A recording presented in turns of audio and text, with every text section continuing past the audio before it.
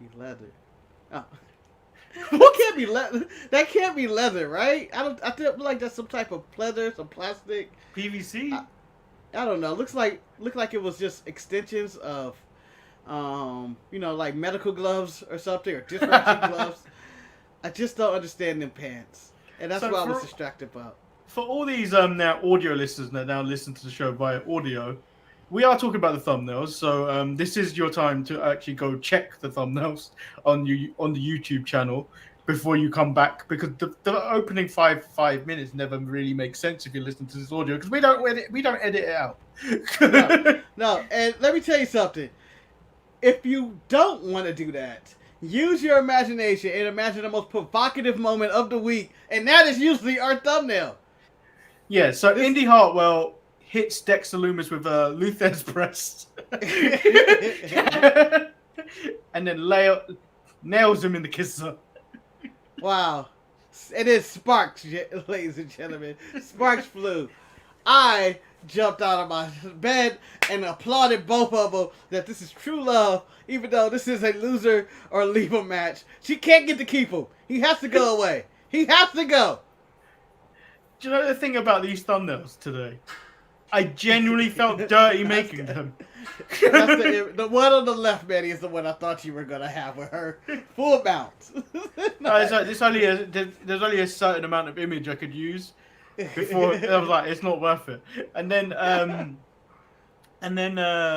so what happened was, so you normally see my background, there's windows behind me. I had the curtains undone, and I was very aware that people could see through my windows and see what I was doing. I was like, I genuinely feel dirty. Like I was hiding porn or something. But Manny, you didn't have to choose this route. I'm sure you have other options. Oh. I always choose this route. I always choose this route. Was this the image you were talking about? You could have. Yes, this is the image. Or it looked like they did something in public and didn't realize that everybody was watching them. Like, ooh. Well, this is the thumbnail I was going to use last week before you went gallivanting around Disney World. Oh. Yep. Well, what you could have did, Manny, why not just show what really happened is Cody Rhodes retired for the 17th time in his life. No one cares about Cody Rhodes retiring. And do you know why Cody Rhodes will? Do you know why Cody Rhodes will never be the AEW will never. Do you not remember the reason why AEW are no longer thumbnails? Yes, but Manny, please remind the people. We will no longer have AEW thumbnails because Cody Rhodes, and I stated if he does it, we will never have this again. He decided to have a gender reveal party on AEW Dynamite. Yeah, so we are never having AEW thumbnails ever again. Even though Britt Baker was a thumbnail like 2 weeks ago. Yeah, but that doesn't count. Except this one. Hoop, there it is! Shaka laka, laka. What a promo that probably took, I'm going to say, at least 5 hours to get right. Yeah, and none of it made sense. I listened, I had to listen to it twice. I was like, I don't understand what's going on around here. They were machine baskets. They were talking shit. It was very choreographed. It looked more choreographed in their matches. I don't even understand the butter chicken forever shirt.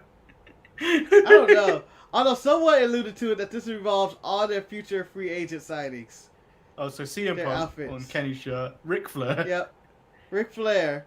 The Hawaiian shirt was Bray Wyatt. But they've always been wearing Hawaiian shirts. And yeah, shorts. but you know, this is all speculation. And I'm assuming butter for the chicken ever is Daniel Bryan. Well, the Brandon Cutler's tracksuit could be the New Day. Oh, yep. As they exhibited that one day it would happen on their Twitter bio, and the world would rejoice. But you know what? Who you have going over? You know what? Start the show. We can have this conversation. We're already 5 minutes in. I'm Shotzi Blackheart, the ballsy badass, and you are watching the Untitled Manny and Marcus show. Remember to like the video and subscribe. Ow, ow, ow!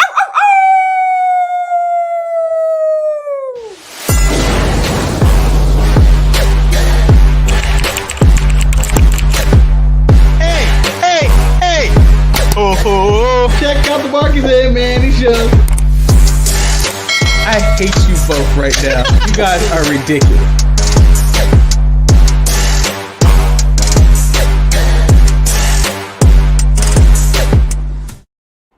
Welcome everyone to the Untitled Manny and Marcus show. I am of course Lord Manny Hayes. I am joined by Marcus, the Grand Finale. It's like you were going Super Saiyan. It was Super Saiyan 2. Although, what does a bald man look like when they go Super Saiyan? Will my beard just grow and be blind? I think hair and just I get comes blue out. eyes? I think what remaining follicles come out will just shoot out. Yeah. Hopefully in the middle of it I can grow my tail back. I really miss it. Goddamn you, Krillin! So, how are you doing today, Marcus? I am fantastic, and I am ready to rejoice in the world of professional wrestling and all the insane happiness that's been going on. Rest in peace, Bobby Eaton of the Midnight Express. Oh, did he die? Yep. Does not have been heavily reported today. Yeah, I thought it was, you know. It's been places. I did not know that. Okay, so our first news story, other than the bombshell Marcus has dropped. Hold on. Before we do this, Manny, I can't believe you didn't do this since you decided to do a podcast about talking about death last year. I'm just saying, I thought you would be on the up and up about. Excuse me, you produced that. It was your show. Gentleman's discussion is very much your thing. How dare you? And you made me talk about a very difficult subject. It's like, Manny, you're talking about death today. I'm like, okay. Well, you know, I like to do stuff to people. But, yeah, rest in peace, Bobby Eaton of the Midnight Express, Eric's favorite tag team. Because they're the rivals of the Rock and Roll Express, apparently. So, we did have a story come out 2 days ago. Ronda Rousey calling WWE fans ungrateful idiots on Twitter post Bray Wyatt's release. So the tweet was, I've seen you, same fans chanting, we want Wyatt last night on Raw, chanting, we want beach balls over Bray Wyatt performing.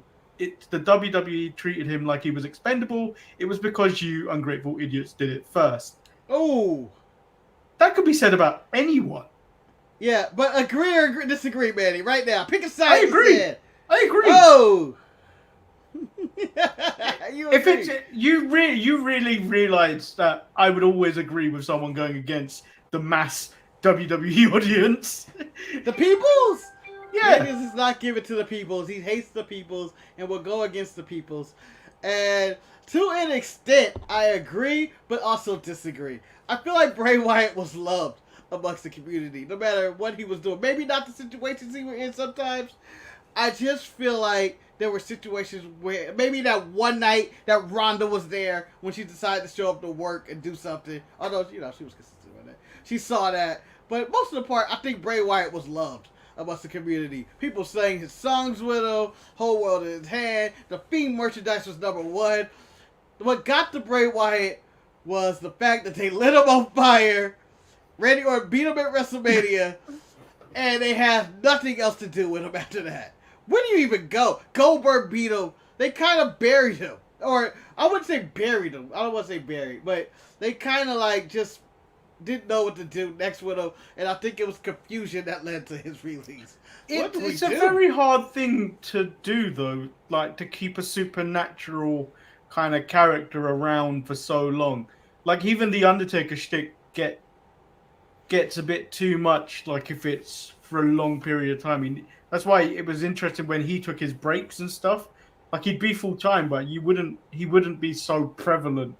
His stories, like the Undertaker, the way they were doing it with Bray, before the Fiend stuff, he was kind of prevalent a lot, and it's quite difficult to do all that like supernatural kind of stuff without people calling it hokey and stuff like that. I believe with that character, they probably shouldn't have went too over the edge with the supernatural stuff. They made him seem indestructible. Once Rollins took the hammer to his head, and he was like, I'm okay with that, or lighting him on fire, or whatever else was happening to him, it was like, what do we do with this? How do we beat him? And I think it was one of those things in which, I'm not defending WWE release him, I would have kept him. and I think they should have. But I'm just saying, it was one of those things of, all right, how do we take all this power away from this character? Because he's kind of invincible, except for when he runs at Goldberg.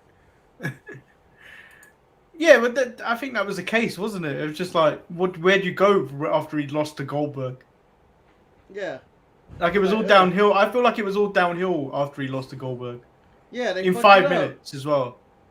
Yeah, and I think the highlight of Bray Wyatt's career would be his feud with John Cena, having the whole world in his head, and the debut of The Fiends, because I was on the edge of my seat, thought it was the coolest thing I've ever seen in my life. Yeah. And then a little bit of a fluff piece. It's not fluff. It's not fluff. This is filth. All right, this is what makes me mad. This is the kind of shit that keeps me up at night, Manny. So Cassie Lee, formerly Peyton Royce, admitted it was her fault that WWE decided to break up the Iconics, revealing her desire to eventually have a singles run, whom she expressed the desire to Vince McMahon. So don't blame WWE. It was Peyton who planted the seed. It was me, Austin. It was me all along. That's why we're going to Austin Podcast. I tell you, I'm not blaming Peyton on this, Marcus. I tell you who I am blaming. Sean Spears. He was putting it in her head.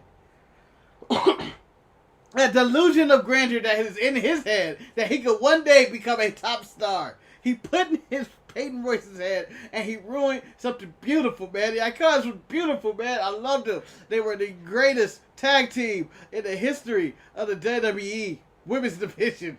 And you ruined them. You ruined them, Sean Spears. And, you know, Peyton, how dare you let everybody, for months on end, blame Vince McMahon and call him out of touch and old-time fool. And everybody else in creative take the bullet for your delusions of grandeur.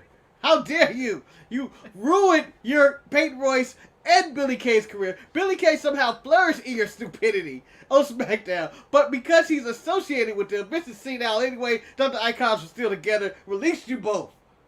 Damn it. Just know. Jessica McKay, a.k.a. Billy Kay, you still deserve better. Yeah, you still deserve better. Especially... I deserve a better friend than Cassie Lee, a.k.a. Peyton Royce, a.k.a. Sean Spears' wife. Okay, moving on to NXT. NXT kicked off with Hit Row versus Legado del Fantasma. And I'm telling you now, instant strike. What the hell? Why? Whoa. You don't just start off with a strike. Why'd you start off with a strike? What happened? Well, so last week, Mr. Swerve Scott said it's spooky season. And spooky season seems to happen around Halloween, doesn't it? Why is Ashanti the Adonis cosplaying as Shinsuke Nakamura? Not the same thing. And still, I was like, is this fool? What? I went, is this fool about to wrestle in a turtleneck? If he does, that's the most hellish thing I've ever seen someone ever do, is wrestle in a turtleneck. And then when he took it off, I was like, oh, he's decided to be Shinsuke tonight. Yeah, instant strike. Unbelievable. So the match was I feel like no matter what Ashanti the Adonis does, he's going to get a strike. I feel like he is destined to be that dude. Like, he coming in strike. Well, we've got numerous people in AEW that could potentially do that. So we have to have someone in NXT that could potentially do that. Just an automatic strike. Well, I feel automatic strikes are just the Natty Awards. Yeah, it's the Natty Award. So, so the match itself was actually really good. However, it ended in a DQ with Santos striking with a chair. While Legado del Fantasma finally gets some payback from Swerve from 2 weeks ago. Marcus... He took his grill, Manny. Who steals a grill? I don't know. I feel like it's unhygienic, especially in these COVID-sensitive days. He should not be doing this. But who am I to jump into that man's stuff and say, hey, you want to get that man his grill back? Or what? No, because you chose violence, and I believe this is officially, Manny, a blood feud. But, Marcus, we've been calling for it for weeks, and she finally did something. Yes. B-Fab hit Whacking Wild with a chair. Yes. And, you know, she put all her might in it. Wasn't much. She doesn't have much muscle, but she hit him. And he was like, what the hell? And decided to be the fourth man. This means, Manny, next week, Catalina Garcia will be making her NXT live debut. It's happening. Without the mask, I'm guaranteeing you, without the mask, and it's going to be hilarious. I don't know what she looks like in the mask. You think they're going to take her mask away? They have to. Why? And they'll call her like, I don't know, something Spanish. Something Garcia. Oh, man. Caitlin Garcia. That's what they'll call her. This is Lucha Libre right here. But I think they need to do something to handle B-Fab to get her out the way. Because she attacked, and now she's violent. But this I don't know who won this, since What's Called got the grill, but Hit Row seemed to have the advantage by the end. Because Top Dollar just had enough of people fucking with him as he stared on and dove into that ring and just beat the shit out of everybody. Which gave Adonis the confidence to slide back into the ring. The funny thing was when Santos squared up to B-Fab after the chair strike, the Apollo Crews ref shouted really loudly, "Leave it, she's a woman." You can't do that. You never know, man. But it was entertaining. It was a nice start to the show. Yeah, and then it went a bit further with Ridge Holland versus Ikemen Jiro. A good squash match. That pounce on the outside was something else. It was an elevation.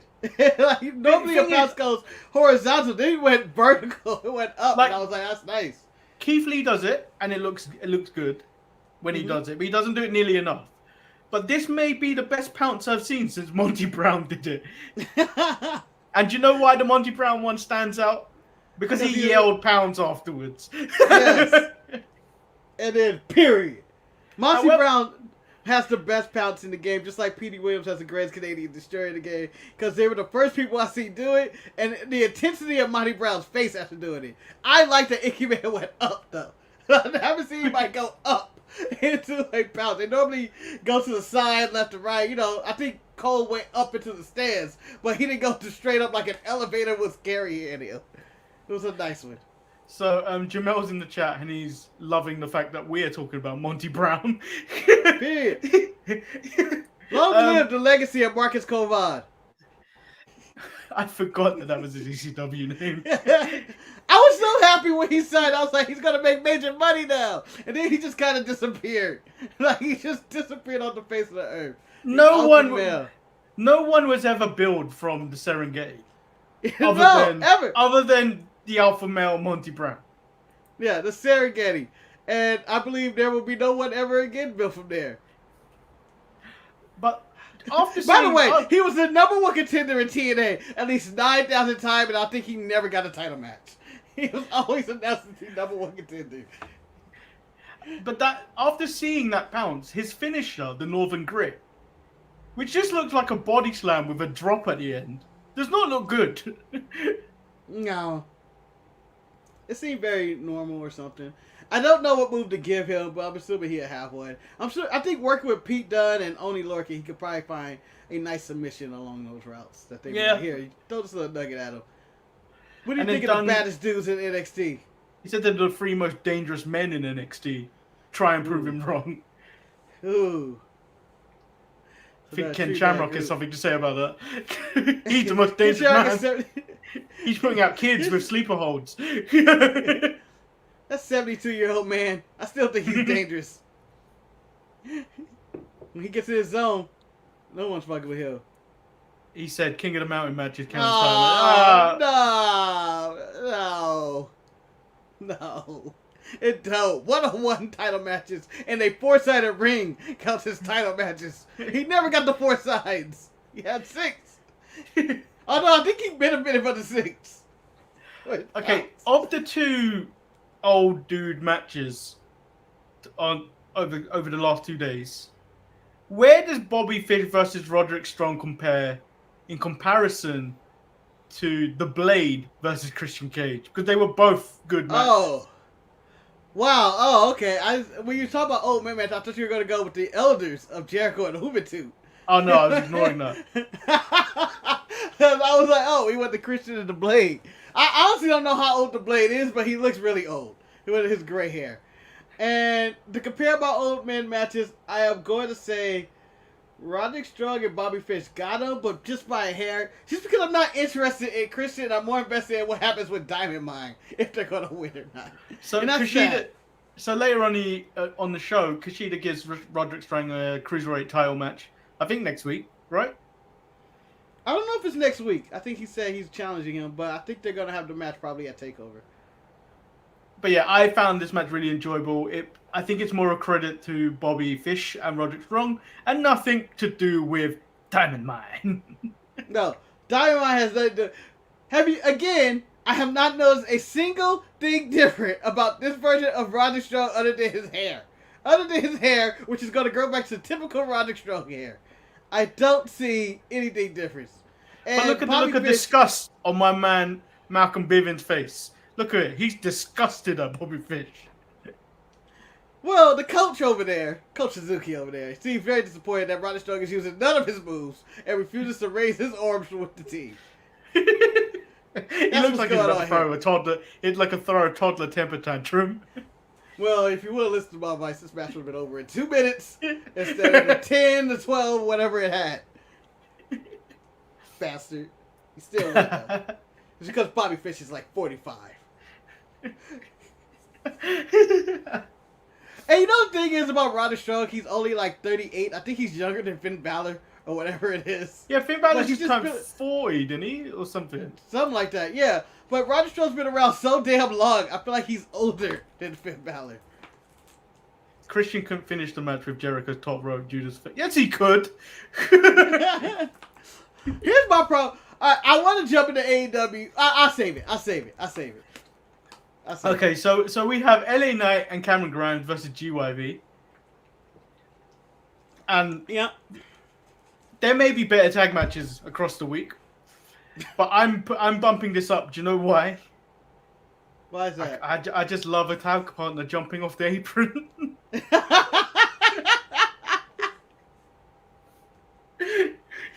a beautiful thing, though, right? Yes. They fight the whole match with you. You know, you do all this stuff, and then you're waiting for that hot tag, and then psych. Screw you. And then you know it was he started it with the whole, and I love it when a heel does this. Can I trust you to start it in the back of their conversation? And it's like, no, you can't. I can trust you, but can I trust you? And it's always that guy. And then he jumps off the apron and leaves Cameron Grimes hanging, only for the $1 million man to come out to console. What a dick. And then life goes right there, though. Life goes. Manny, one day, I'm going to do this show from an apron and then jump off of it. Right where you go to me for a comment. Just we're going to be doing the show, and then I'll be like, no comment. And then Karma's going to get... And then Karma's going to get you as you drop down to your ankles and they break.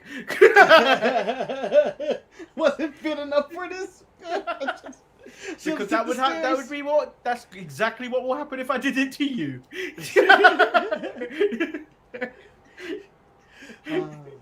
So following this was Dakota Kai basically saying that she's no one's sidekick. I believed everything she said.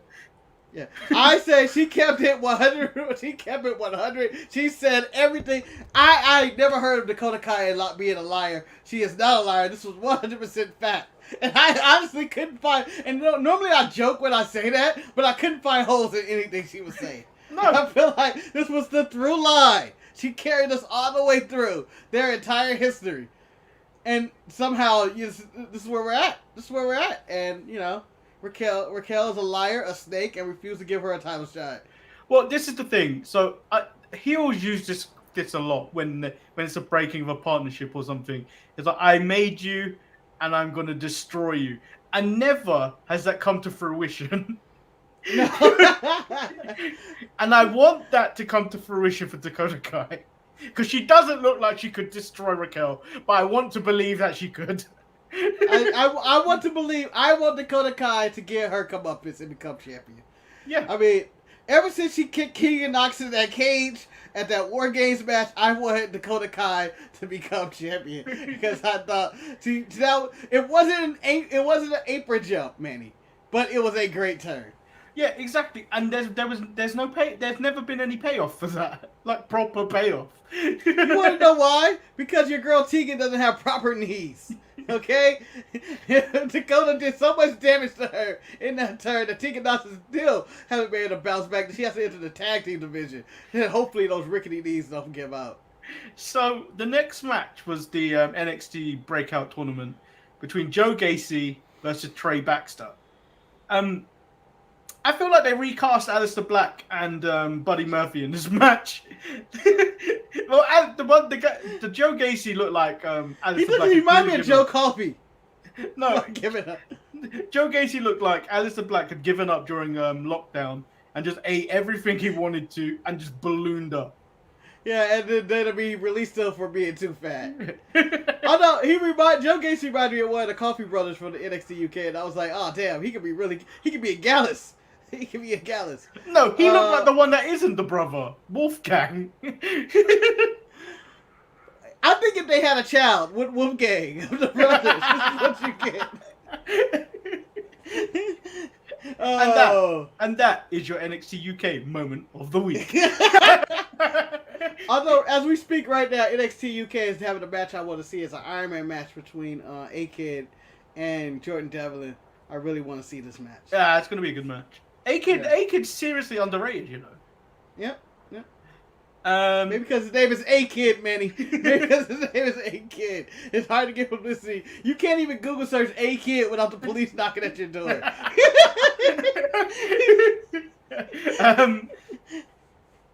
What did you think of the match? We've made fun of it, but what did you actually think of the match? I thought it was solid, but I thought none of these guys are winning. Once they put up the brackets, and I was like, oh, this is coming. I think it's coming down to, oh my God, I'm blanking on his name. The cigarette guy. He's not really a cigarette. Duke, it's not Brandon Vink anymore, but I know who you're talking about. The Australian guy.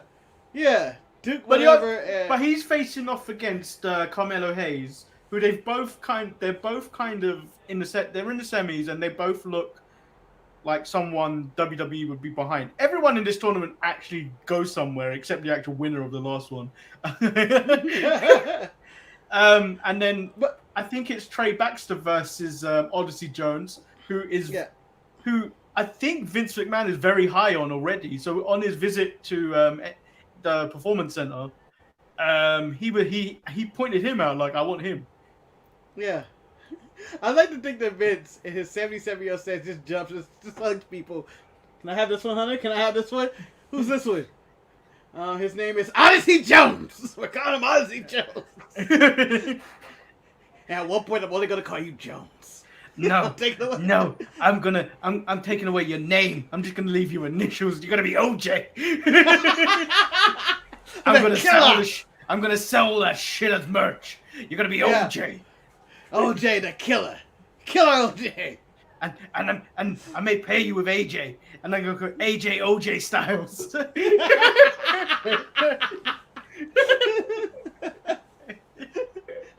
And that is the Mr. Man creative genius of the week. OJ Styles. Okay, so Io Shirai and Zoe Stark go out to lunch. The moment Zoe Stark mentions Kairi Sane, Io looked pissed. How dare you?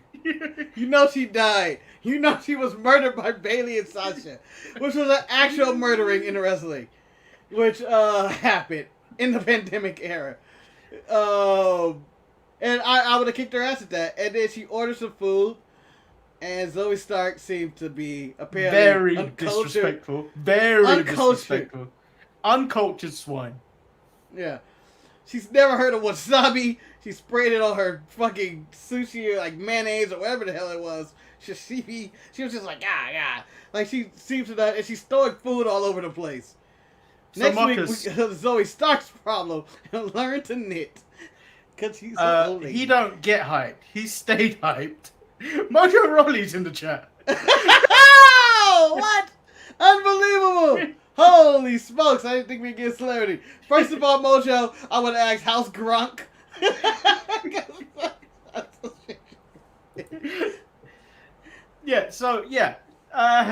Zoe Stark, very uncultured swine, throwing that squid, spitting out everything and dropping it on the floor. There are poor people in this world and starving that would happily eat all that stuff. Hold on. Manny, if you gave a homeless man a squid, do you think they'd be happy? No, but if you gave a homeless man in Asia a squid, he'd probably be happy. Maybe. But I think he would still go, what the fuck, man? Just give me a fucking burger. It's $2.99. Don't need your bourgeois stuff. Just give me a burger and drugs. And alcohol. But, yeah, so uncultured, left of the bill. The return to Kairi Sane is imminent. So, Samoa Joe beats up the security that Regal had put in place to keep Joe away from carrying Cross. And then, if I was Samoa Joe, given he wrote his own contract, and Regal didn't even look at it, he just signed it. I would have put in multiple clauses in that contract. But that's just me, but I would have done it. I get to use a sword, he could use a spoon. And that's the only way we can have combat. And I become champion. He actually happens to be with Gronk right now. He's doing well and sends his regards. Oh, there it is. There it is. Told you that man stays hype. Told you he stays hype. Oh, shout out to Mojo. With that being said, what was we talking about? I forgot what I was at. Samoa Joe and Karen Cross.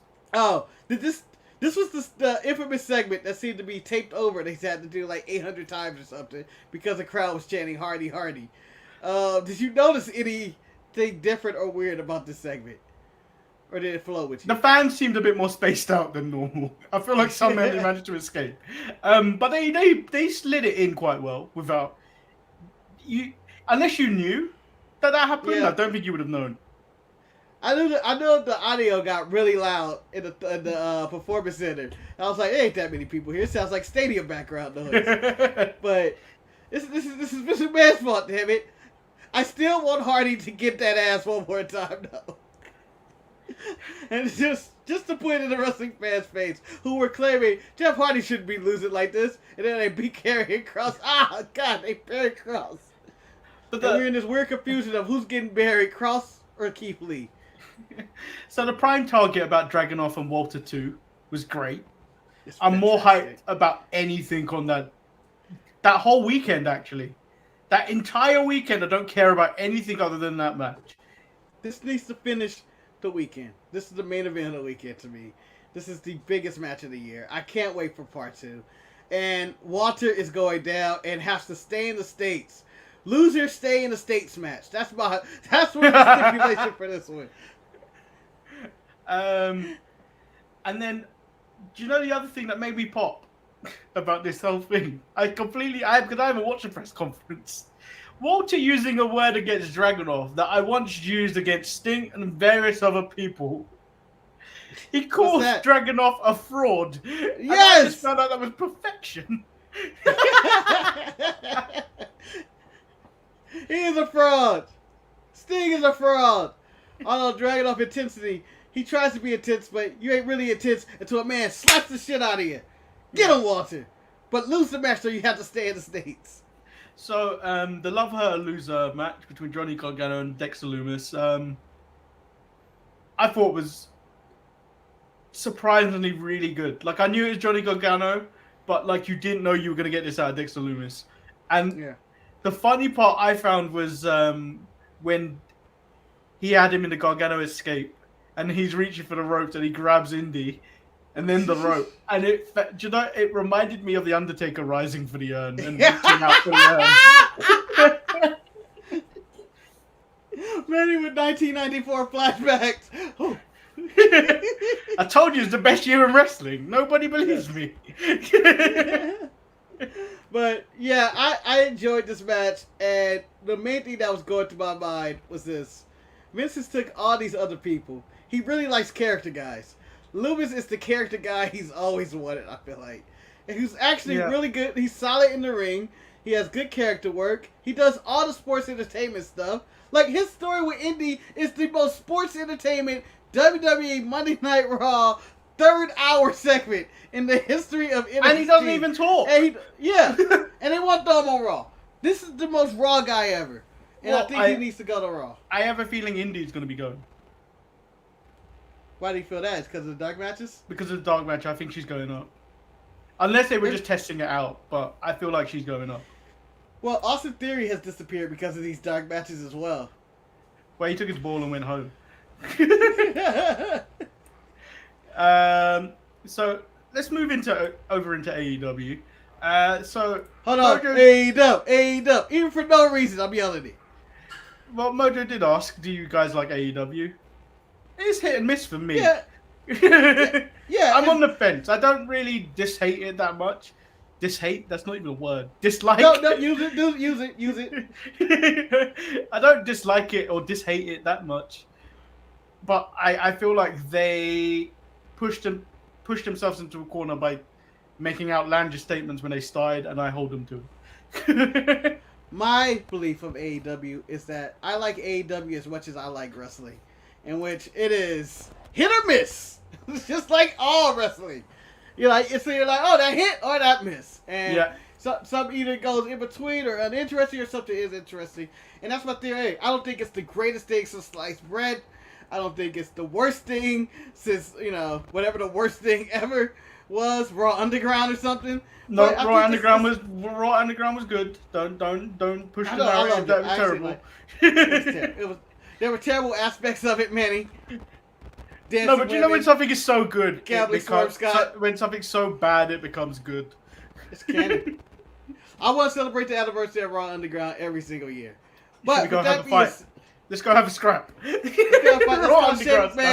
Let's fight a giant black man to block the door. Let's smoke out the room and get some random dancing hookers in the crowd and have fights with no rules.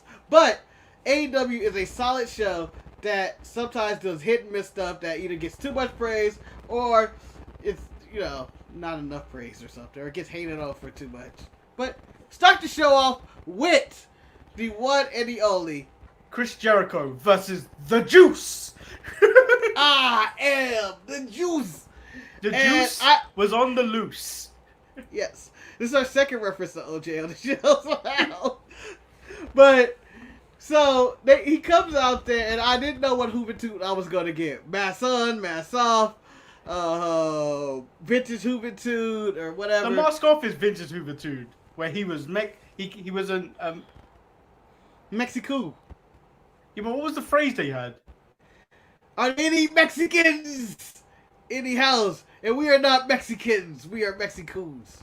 And probably the most racist team ever, in which they came out in lawnmowers and everything else. But, you know what? That gets swept under the rug for a different time. But they have this match, and Manny, I want to be the first one to say, as I mentioned earlier, AEW has its good and its bad. The good. Follow up on wrestling history that Chris Jericho had an arch rival named Humberto Guerrero back in the 90s that he fought on WCW on this very channel TNT. The bad. Give me that match. Don't give me this match. These two are well past their prime. They're moving in slow motion. But you know what? Surprisingly though, for their age, for Huvitud's age, it wasn't bad. How old is Hubie, Manny? Do you even know? No, he's about 40-something, I'm guessing. I bet you he's younger than Rey Mysterio. Might have to fact check now. Huvitude. He just looked like he aged 1,000 years. Can't even spell it. 46 years old. Younger than Rey Mysterio. Yeah, he's still good. He wasn't. He was slower than I remember. And then the fact that in the commentary, Tony Schiavone goes, Humberto Guerrero, one of the fastest luchadors of all time. And he immediately starts running to the other side of the turnbuckle. I go, oh boy. I did not need this. I didn't need this. I understood where we're going with this labor and the storytelling and whatnot. But it was just bad. I didn't need this. I didn't need the juice in 2021 against Jericho. I didn't need the thing is, do you know how numerous times I say I set the bar really low? I was expecting a full train wreck, and I didn't get that.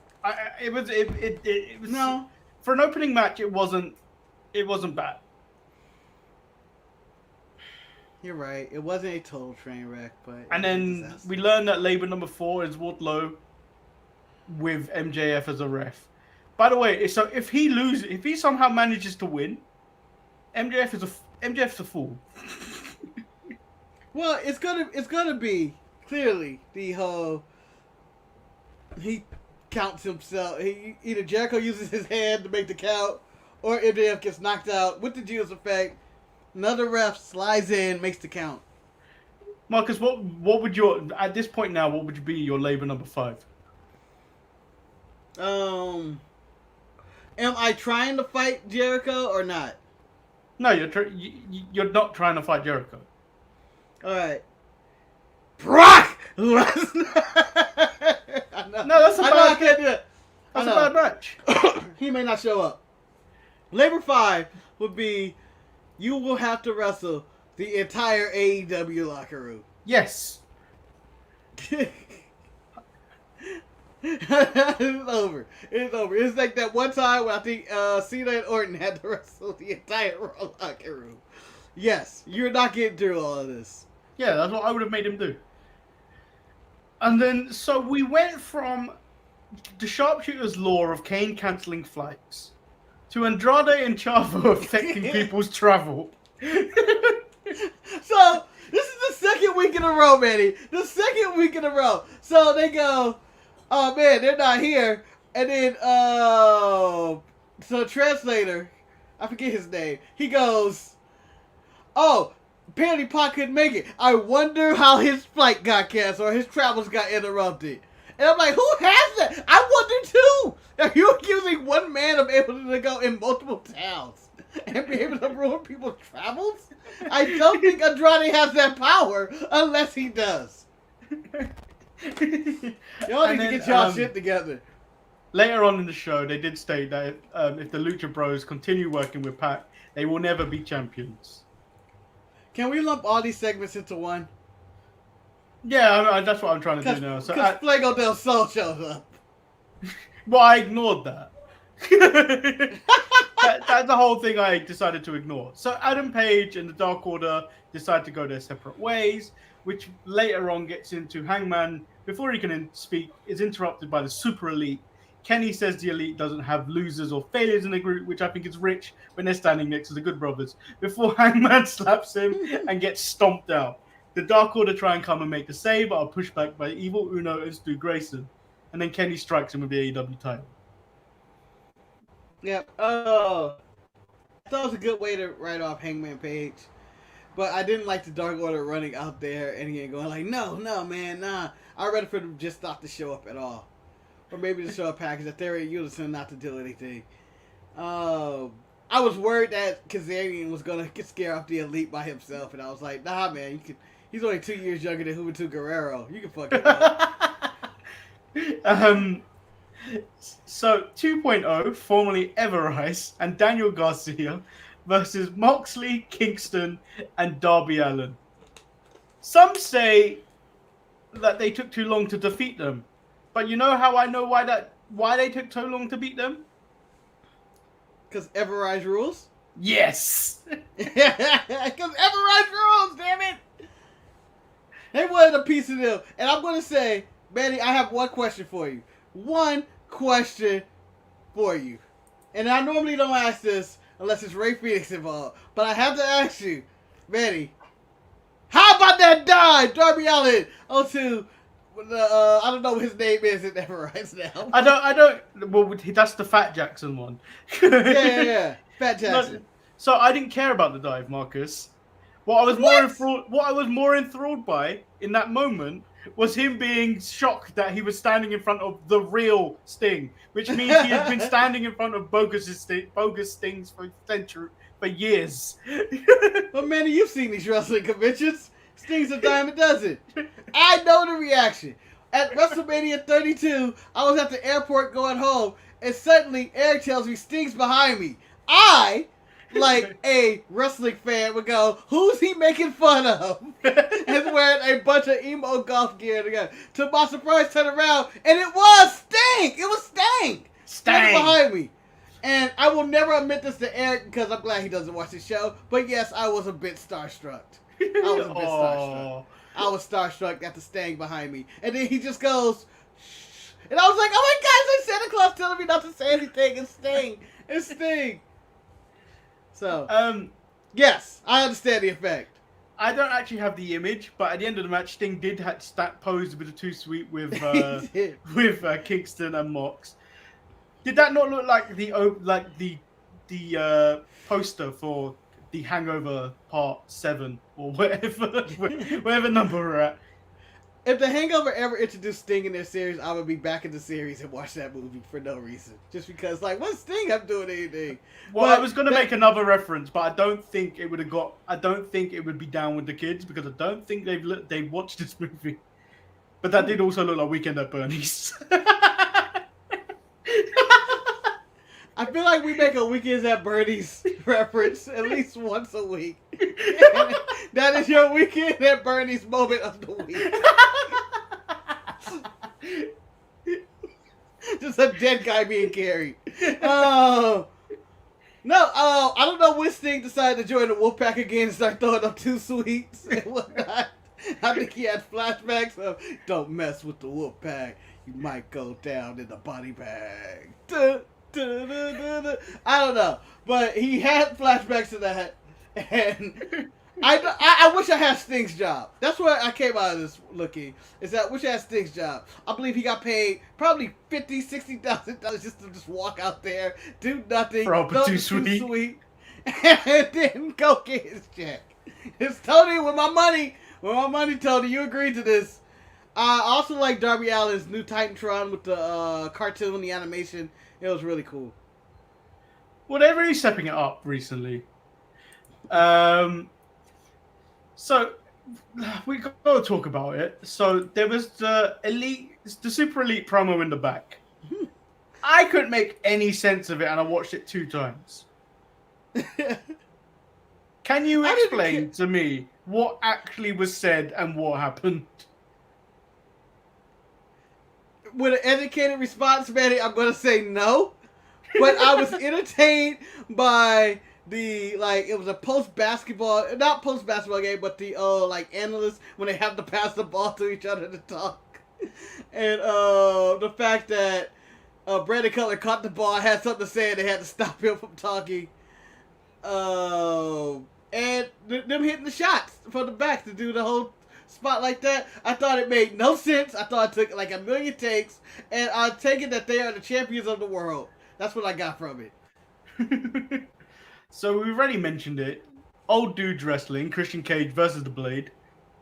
This was a good match on Dynamite, which unfortunately puts Christian Cage as #1 contender. So, again, I said I think Christian's gonna have great matches. Or good matches.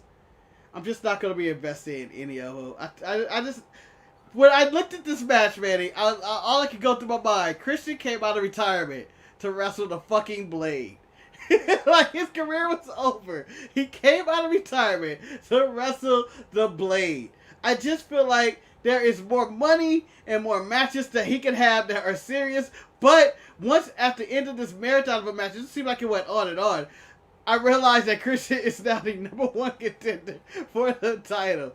And I'm like, Jesus, you had to get through the Blade. If he would have lost this match, I feel like it shouldn't have made any difference in the rankings. Okay, so we had 3 old dudes wrestling tonight. So I've got to ask you the question. Did Christian Cage outwork Juventud Guerrero? Oh, I'm saying everyone. Because that's a joke. Did he outwork Juventud Guerrero? I'm going to say no, because I think Juventud wrestled the match. Because imagine being Juventud and going like, this is the biggest matchup. This is probably the last big match of my career. In front of all these people. This is now going to be the biggest audience I have in my career. This is the last time. No, this is probably put him back on the map. National television. I know. Yeah, but he's never coming back anywhere else, man. I think it's going to be the biggest stage. He's not going to be at WrestleMania or at All Out or whatever the biggest AEW pay-per-view Double or Nothing. He's never coming back for that. It's the biggest match of his career. For the final match. and this is all he had left. He said, I'm throwing it all out, and that was all he had left. And I'm going to say, he outrode Christian in this match, even though he was gassed probably by the first 2 minutes. Okay, so did Christian Cage outwork Chris Jericho? Yes, Chris Jericho did nothing. Oh no, he seemed exhausted. Jericho so out of shape and exhausted. Outwork everyone, Christian. Come on. So we get to Britt Baker, DMD. Red Velvet interrupts Tony Simp's segment and says she wants a piece of the champ. Britt reminds Red Velvet she beat her in 3 minutes, but then accepts her challenge at Rampage next week in her hometown. Pittsburgh, Pennsylvania. Man, this segment was a train wreck. It was bad for both of them. I didn't want any of this. The fact that Red Velvet is 22-2 or whatever her record was, I was like, why? So, yeah, gotta do better, and they really gotta find a better quota of not just having one woman segment a week though, too. Yeah. So DDP yoga not working for Chris Jericho. It probably is, but old age is catching up with Chris Jericho. He's 50.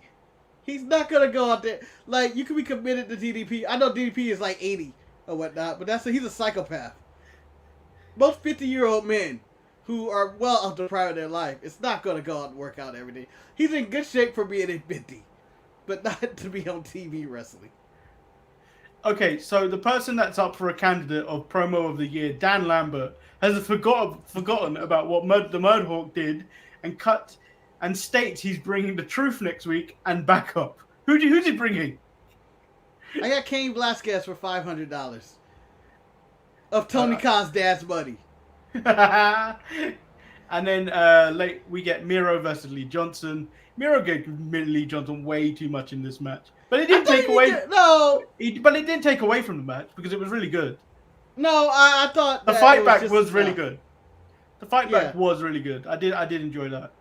I thought Miro looked dominant, and he didn't really go down much, and he kept no sell. Like, there was one move where Miro just got up after Lee Johnson did it. Yeah, so I enjoyed the match. I enjoyed me some Miro. The TNT Championship continues to be the beacon of hope in this product. Like, it's my favorite title, and it just means more when everybody has it now. It meant nothing when Cody first run it. Brody wins it. It was like, oh, Darby had it. It was like, oh, okay. And then Miro has it, and he's God's favorite champion. And it seems like it elevates you. He will always be God's favorite champion. And then we get the match that I didn't really like at all, which was legit Layla Hirsch versus the Bunny. This is trash. They It really did have was. 2 women segments on the show segment this week, and this is trash. All of it. My main gripe about this was, and this is Old Man Marcus talking about selling here, Old Man Marcus. Old Man Marcus. Bitter old wrestling fool. Old Mark out here. Old Marky Mark out here going, why was the Blade not selling that he just got his ass whooped by Christian? He came out like nothing happened, Manny. He just walked out. He had the same wrestling gear, and like he didn't have a match like 10 minutes ago. Like, I feel like it was 10 minutes before he just finished wrestling Christian. Because when he put on his cool sunglasses, everything went. He went to the loser's window. He got his money, and he was like, "You know, I don't care. I'm happy with my life.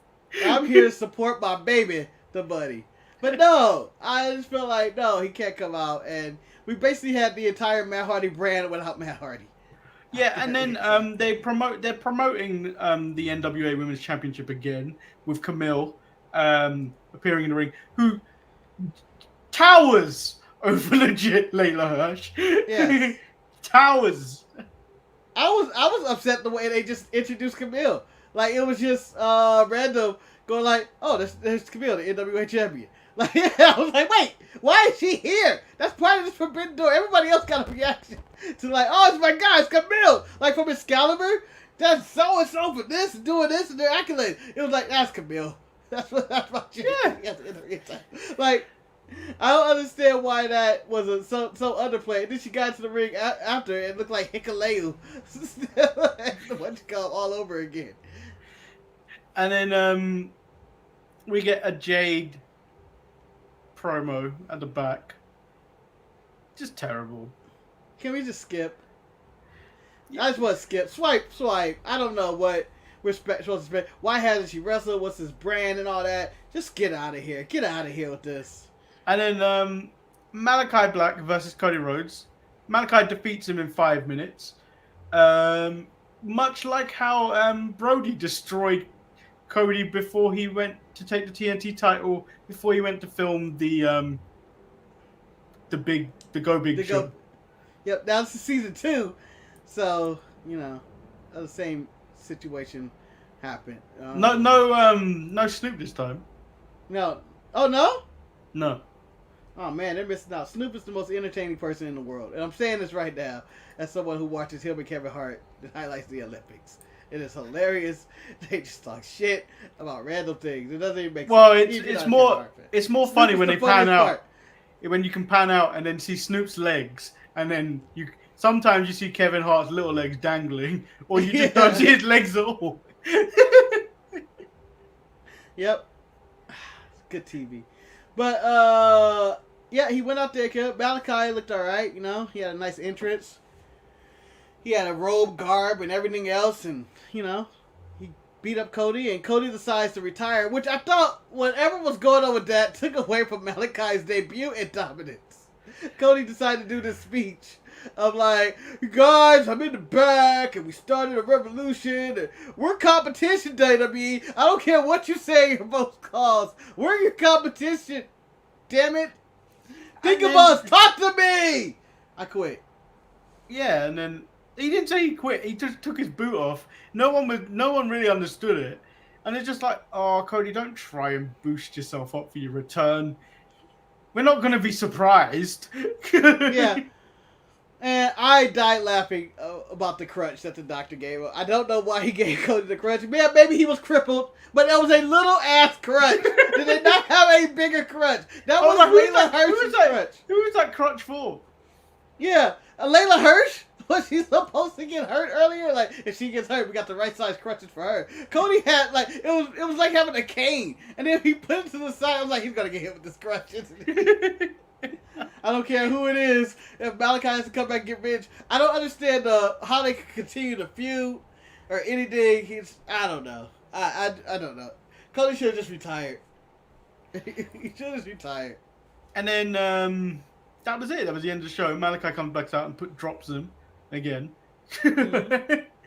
And do you know what? Two good episodes of NXT and AEW. There was a bit in the middle. There was a bit in the middle of AEW that I didn't really like, but there was also a bit in the middle of a NXT that I probably didn't like. It was the breakout tournament match. I didn't really like it. I thought both shows were just average at best. Nothing blew me out waters. NXT's taped or whatever, and the main event didn't leave really, but it was solid. But it wasn't a main event that I'm going like, this is the main event of NXT. Like when we were having the Wednesday Night Wars. I feel like ever since the Wednesday Night Wars, I'm getting worse TV from both shows. Not to say it's bad, but it's getting worse than the like. I just didn't care. I thought the build up to Cody and Malachi was solid, but it just ended weird with the retirement speech. I didn't really like that. There's a lot of AEW I think I just didn't care about this week. Yeah. And then you had the old men fighting, and I think the highlight for me was Everett Rise and getting the dive home from Darby Allin. That's it. And maybe Miro.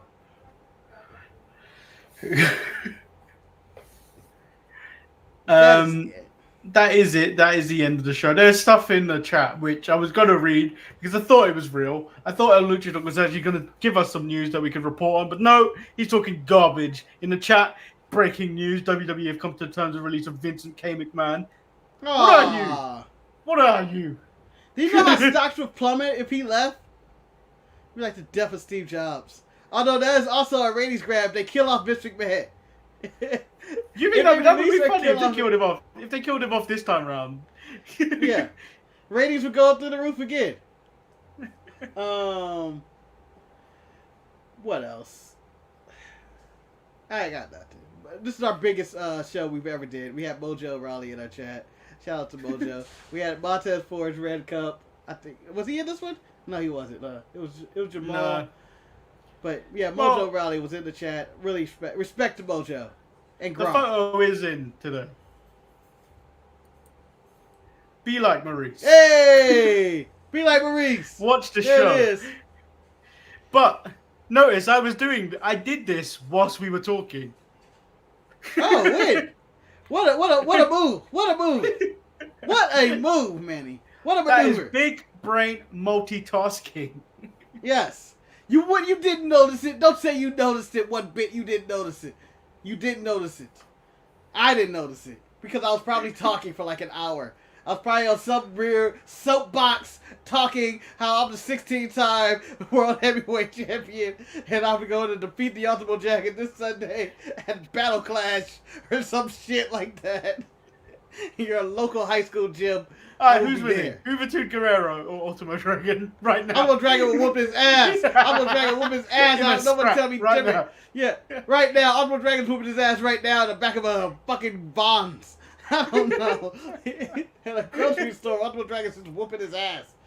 Don't tell me Ultimo Dragon isn't whooping anybody's ass right now, because I wouldn't believe it. Ultimo Dragon has to wake up and be ready to fight every given moment, because he still has at least 20 championships to be defended by noon. So don't give me that hoovie. Levi said Cody was right about his issues with the EVPs. Cody and Jericho are getting the other wrestlers over. The Elite are only getting themselves over. I'm hoping that whatever's going on with the Bucks and Kenny, that eventually leads to Hangman. But like, it is this long-term thing, and I just hope I'm still interested in it when it happens. You know, when things go on for too long that you lose interest in it. Yep, because CM Punk, and Daniel Bryan, yes, and all that. It's coming in. He's gonna be pushed. He's gonna be pushed further. Hangman is not getting that title shot for a long time. Good luck for the TNT Championship. Yeah, it's a sad state of affairs, but it is what it is. And on I'm that really note, upset. people, Where's the tag team division? There was no tag team wrestling on this show.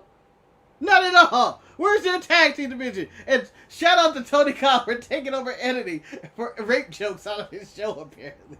I don't even know what was going on with that. They were actually... I heard it, and do you know what? It's not something I would have done, and it is definitely a case of when WWE produce stuff, they know what someone's going to say, unless someone completely goes off script and starts doing that. Yeah. But I believe Caster doesn't have a script. I don't believe that he just writes his ride. They're like, yeah, go ahead. And I believe the editor Dean Bliss is like, oh, intro, skip. Go to the match. All right, I know where I'm going to cut and do stuff at. Cool. We're good, guys. We're good. But, whatever. Tony's talking about he going to do the editing now. Did he fire the original editor? No. He's not editing. It's going to be the same guy. And just because her tag team partner sold her out. So if you haven't subscribed and turned the notifications on, there's just one thing to say about that. You're going to be joking me. Yes. Please like and subscribe. And also, make sure you check us out on Saturday, where we do I haven't got it queued up. I love the story. Please check us out. Damn it! Come on! Damn it! Work! Come on, Brandon Cutler. Check us out on Saturday on the Sharpshooters Wrestling Podcast.